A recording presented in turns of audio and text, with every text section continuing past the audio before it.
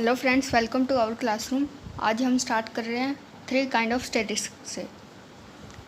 तो देखो यहाँ पे तो कुछ नहीं बोल रखा है, यहाँ पे तो सिर्फ इसने कहा है कि पहले सिस्टम को कंपार्टमेंट में, फिर शेल्स में ऐसे डिवाइड करेंगे। ये हम पहले पढ़ चुके हैं।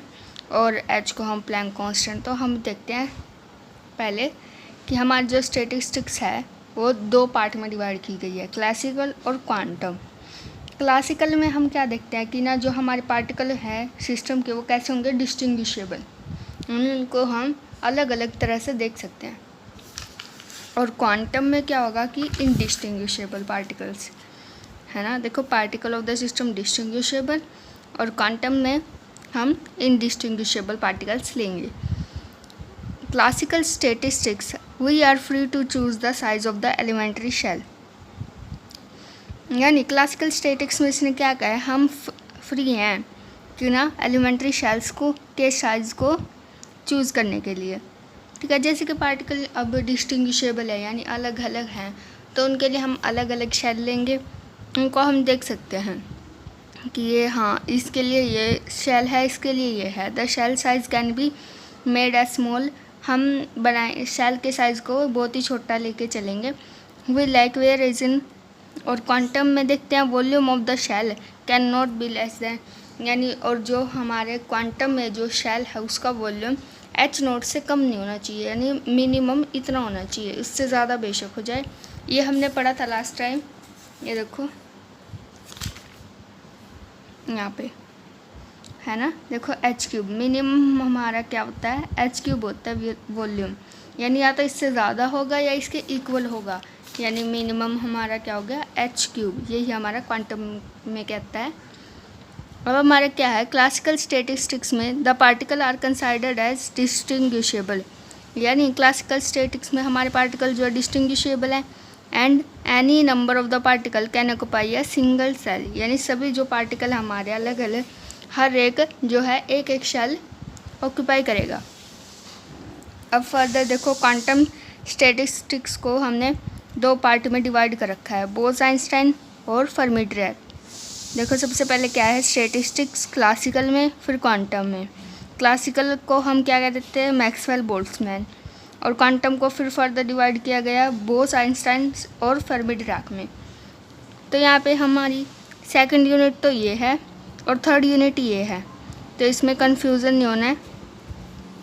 तो यहाँ पे in both this type of statistics ये particles are considered as indistinguishable, है ना। ये क्वांटम स्टैटिस्टिक्स के पार्ट है। तो हमने अभी पढ़ा कि क्वांटम में हमारे पार्टिकल कैसे होते हैं, इनडिस्टिंग्विशेबल। तो दोनों में क्या हो गया, हमारे पार्टिकल इनडिस्टिंग्विशेबल। तो बोस-आइंस्टाइन देखो, there is no restriction on the number of the particle obeying Bose Einstein statistic that can occupy any shell, यानी जो पार्टिकल है किसी भी सेल में जाए उसके लिए कोई रिस्ट्रिक्शन नहीं है, किसी में भी जा सकता है वो। Any number of the particle obeying Bose-Einstein statistics can occupy a single cell। बस ये है कि पार्टिकल एक ऑक्यूपाई करेगा सिंगल सेल, लेकिन वो किसी में भी जा सकते हैं, उसके लिए कोई रिस्ट्रिक्शन नहीं है। और फर्मी-डिराक में क्या बोला है कि इसने ये ओबे करेगा fully exclusive principle. Fully exclusive principle क्या होता था, हमारे 2 ऑर्बिट होते थे, है ना। तो पहले हम एक इलेक्ट्रोड को पहले यहाँ पे एक फिल किया, फिर ये फिल किया, है ना, फिर जाके हम पेयरिंग स्टार्ट करते थे ऐसे। तो यहाँ पे भी इसने ऐसे ही बोला कि हम फुली एक्सक्लूसिव प्रिंसिपल को ओबे करेंगे। यहाँ पे जो 2 particle to occupy the same cell in a phase space, there can not be more than 1 particle in a single cell, यानी कि ना हमारा जो पार्टिकल है एक से ज़्यादा नहीं होना चाहिए एक शेल में। ठीक है, पहले हमने सिंगल फील करने हैं।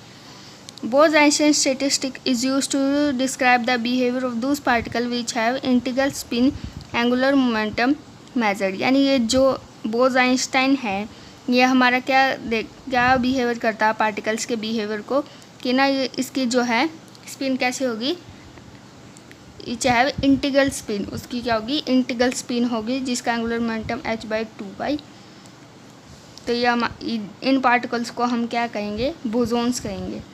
फर्मी-डिराक में देखो हाफ इंटीग्रल की स्पिन होगी, इसमें तो इंटीग्रल स्पिन यानी फुल इंटीग्रल स्पिन, और यहाँ पे क्या है, हाफ इंटीग्रल स्पिन है फर्मी डिराक में, इसमें फुल इसमें हाफ। इनके पार्टिकल्स को हम क्या कहेंगे, बोजोन्स, क्योंकि बोज आइंस्टाइन है तो बोज से बोजोन, फर्मी से फर्मियोन्स, ठीक है, इसका पार्टिकल हो गए फर्मियोन्स। देखो, the number of the macrostate in the 3 different type of statistic is different, यानी देखो ये 3 तरह की हमारी स्टेटिस्टिक्स हो गई। तो यहाँ पे हमारी क्या होगी, इनकी जो नंबर ऑफ मैक्रोस्टेट है तीनों की अलग अलग होएगी। ये कहा इसने, consider 2 particle which are to be arranged in 2 cell, यानी हमने 2 पार्टिकल के लिए जो 2 सेल में हम अरेंज करेंगे। The number of the way in which this can be done will be depend upon the statistic. अब देखते हैं, पहले है मैक्सवेल बोल्ट्जमैन यानी क्लासिकल में हमारे पार्टिकल क्या है, डिस्टिंग्विशेबल। सबसे पहले तो यही याद आना चाहिए। हमने मान लिया डिस्टिंग्विशेबल है तो दोनों को अलग अलग ले लेते हैं, ए और बी, है ना, डिस्टिंग्विशेबल है यानी ए अलग बी अलग। तो उसको इसने ऐसे बताया कि हमारी पोजीशन कैसे हो सकती है, 2 पार्टिकल लिए थे ना 2 शेल्स में, 2 पार्टिकल 2 शेल्स में, ए बी या बी ए, या फिर दोनों एक में, या फिर दोनों इधर, ठीक है। तो ये हमारी क्या होगी, मैक्सवेल बोल्ट्जमैन स्टैटिस्टिक्स। अब बोज आइंस्टाइन में क्या था, ये क्या हमारे, ये दोनों हमारे क्या क्वांटम के, तो यानी पार्टिकल कैसे होंगे, इनडिस्टिंग्विशेबल, है ना। तो यहाँ पे हम दोनों को सेम लेके चलेंगे। यहाँ पे अगर पार्टिकल ए है तो दूसरा भी ए ही होगा, तो उसको दिखाने की ज़रूरत नहीं है, उसको हमने डॉट से बता दिया यहाँ पे। तो बोज आइंस्टाइन में क्या कह रहा है कि या पार्टिकल अलग अलग होंगे, या एक बॉक्स में या 2 बॉक्स में। ये वाला केस तो आएगा ही नहीं, क्योंकि ये तो यही वाला केस आ गया, क्योंकि पार्टिकल हमारे क्या है, इनडिस्टिंग्विशेबल, ठीक है। अब है वो फर्मी डिराक, ये भी हमारा क्वांटम का है तो इनडिस्टिंग्विशेबल पार्टिकल है। हमने पढ़ा है कि ये क्या फॉलो करता है, फुली एक्सक्लूसिव प्रिंसिपल को ये फॉलो करता है। तो यानी हमारा मेन जो है कि एक पार्टिकल एक ही बॉक्स में आएगा, तो ये हमने ऐसे डिस्टिंग, तो इसकी फर्मी डिराक स्टैटिस्टिक्स सिर्फ यही बनेगी, only one possible arrangement. Next हमारा क्या है, बेसिक अप्रोच इन 3 स्टैटिस्टिक्स। यहाँ से देख लेते हैं, यहाँ पे तो इसने कुछ नहीं कहा, वही है, now we shall discuss the common approach in 3 type, यानी उसके अप्रोच देखेंगे कि कैसे हम स्टैटिस्टिक्स को कैसे डिस्कस करेंगे आगे जाके। तो हमारे 2 टाइप की कंडीशन आती हैं, एक तो equilibrium state of the system और condition for the number of the particle और टोटल एनर्जी, यानी नंबर ऑफ पार्टिकल और टोटल एनर्जी के लिए हम कंडीशन देखेंगे और इक्विलिब्रियम स्टेट देखेंगे अगर हमने स्टैटिस्टिक्स निकालनी है तीनों, यानी मैक्सवेल बोल्ट्जमैन, फर्मी डिराक और बोज आइंस्टाइन। तो सबसे पहले हम देखते हैं equilibrium state of the system. In each case we search for the equilibrium state of the system, यानी हम सबसे पहले क्या देखेंगे कि इक्विलिब्रियम स्टेट होना चाहिए। डायनेमिक सिस्टम में हमारे जो पार्टिकल्स हैं इधर उधर मूव करते हैं, या तो एक दूसरे से कोलाइड करते हैं या वॉल से, है ना। तो द सिस्टम में B assumed exist only, system हमारा क्या होना चाहिए, मोस्ट प्रोबेबल मैक्रोस्टेट में होना चाहिए। For example we calculate the thermodynamic probability, तो हम क्या कैलकुलेट करेंगे, थर्मोडायनेमिक प्रोबेबिलिटी कैलकुलेट करेंगे उसकी, क्योंकि मोस्ट प्रोबेबल मैक्रोस्टेट बतानी है हमने। For this macrostate to represent the most probable state, इस मैक्रोस्टेट से हम क्या बताएंगे, इसकी ये स्टेट बताएंगे मोस्ट प्रोबेबल। तो डब्ल्यू बी हमारा मैक्सिमम हो जाएगा, क्योंकि मोस्ट प्रोबेबल है सबसे ज़्यादा, तो डब्ल्यू बी हमारी क्या हो जाएगी, मैक्सिमम। तो W is very large number, deal with log W instead of, फिर हम क्या लेंगे, उसका लॉग लेंगे, फिर डेरिवेटिव लेंगे और मैक्सिमम दिखाने के लिए उसको 0 के इक्वल रख देंगे। तो ये हमारी मैक्सिमम प्रोबेबिलिटी। लास्ट टाइम वो फर्स्ट यूनिट का लास्ट टॉपिक था, तो उसमें हमने ऐसे ही किया था ना, सबसे पहले मैक्सिमम निकालने के लिए हमने बताया था कि पहले लॉग लेंगे, फिर डेरिवेटिव, फिर उसको 0 के इक्वेट कर देंगे। तो यही है वो। अब हमारी नेक्स्ट कंडीशन क्या है, नंबर ऑफ़ पार्टिकल्स और टोटल एनर्जी के बारे में बताना है। तो हम सबसे पहले देखते हैं हमारे जो नंबर ऑफ़ पार्टिकल्स हैं और वो एनर्जी हमारी कांस्टेंट रहती है सिस्टम में। तो एक्सप्लेन लेट अस कंसिडर, हमने सबसे पहले देखा कि ना जो हमारे सिस्टम में टोटल एनर्जी है इस इंटरवल में लाई करती है 0 से UK के बीच। यानी पहली एनर्जी 0 से U1 के बीच, फिर U1 से U2 के बीच, ऐसे एनर्जी हमारी लाई कर रही है के इंटरवल्स में। पार्टिकल हमारे 1 से हैं K तक। ये हमारे पार्टिकल्स हैं N1 N2 Nk, represent the number of particle in energy interval I। ये हमारी एनर्जी होगी। बस ये तो कुछ नहीं, बार बार ये लाइन बोली जा रहा है। Total number of the particle क्या है, N होते हैं। इन सभी को मिला के, इन सभी को ऐड करके हमारे नंबर ऑफ पार्टिकल्स निकल जाते हैं N1 + N2 Nk तक।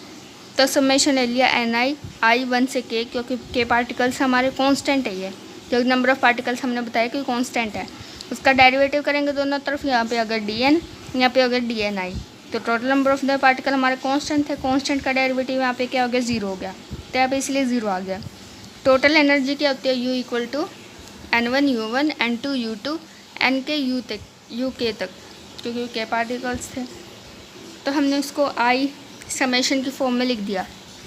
दोनों तरफ डेरिवेटिव करेंगे, वो भी हमारी कांस्टेंट थी, तो यहाँ पे होगा du derivative of Ni Ui, तो Dni, ये तो हमारी कांस्टेंट थी, तो Dni का सिर्फ डेरिवेटिव होएगा। तो ये यहाँ पे कांस्टेंट थी हमारी सम कांस्टेंट, तो उसका डेरिवेटिव क्या होगा, 0।